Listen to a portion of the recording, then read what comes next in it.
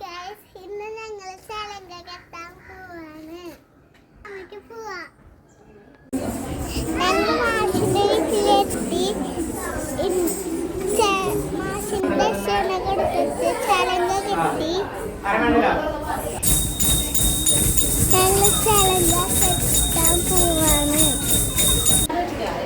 അവിടെ ഞങ്ങൾ വന്നിട്ട് കുറെ കുട്ടികള് ദർശന വെച്ച് ഡാൻസ് കളിച്ചിട്ടുണ്ടായിരുന്നു.